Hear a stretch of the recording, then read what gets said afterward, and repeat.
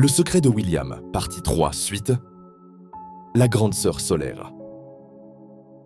5 ans avant William, Amos et Ruth avaient accueilli une autre enfant. Elle s'appelait Bénédicte. Elle était arrivée à 3 ans après la mort de sa mère biologique, confiée à la famille, mansa par un père débordé qui avait dit « C'est temporaire » et qui n'était jamais revenu. Bénédicte n'en avait pas souffert longtemps. Elle avait ce don particulier, des enfants solaires, de transformer chaque situation en quelque chose de vivable, voire d'agréable. Elle était vive, drôle, magnétique, du genre de personne qui illumine une pièce sans le faire exprès. Tout le monde l'aimait, les professeurs, les voisins, les commerçants du marché, les camarades de classe. Mais Bénédicte avait un rapport au temps qui était le contraire de celui de William. Pour elle, demain était loin, aujourd'hui était maintenant.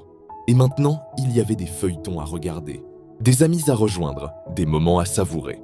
Elle regardait William avec un mélange d'affection sincère et d'incompréhension totale. « Willy, tu es tellement bizarre. Moi, je suis normal. C'est toi qui es bizarre. » Elle éclatait de rire. Il souriait imperceptiblement dans les pages de son livre. Ce n'était pas de la tension entre eux.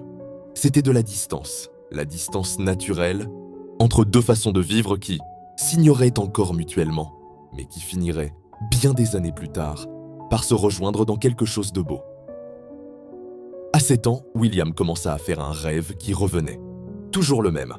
Une pièce en terre battue, une odeur de pluie et de bois humide, une natte au sol, et une silhouette, une femme dont il ne voyait jamais le visage, qui se penchait, posait quelque chose et s'éloignait dans l'ombre sans se retourner. Il tendait les bras, il criait. Aucun son ne sortait. Il se réveillait en larmes. Ruth venait toujours. Elle s'asseyait au bord du lit sans allumer la lumière, juste sa présence. Juste sa chaleur, juste ce parfum de savon et de cuisine, qui était pour William le parfum de la sécurité absolue. Elle le tenait sans parler jusqu'à ce que la respiration se calme.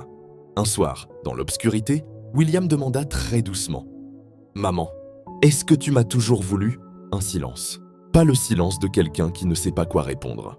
Le silence de quelqu'un qui choisit ses mots avec le soin, qu'on met à choisir ce qu'on va écrire sur la première page d'un livre important. Oui, William, depuis toujours. Et avant de me connaître, ses bras se resserrèrent imperceptiblement autour de lui. Même avant, je ne savais pas encore que c'était toi, mais je t'attendais. Il ne posa plus de questions ce soir-là, mais quelque chose en lui venait de s'ouvrir, une porte discrète, à peine entrebâillée, que les années qui venaient allaient pousser de plus en plus loin. Abonne-toi pour la prochaine point partie.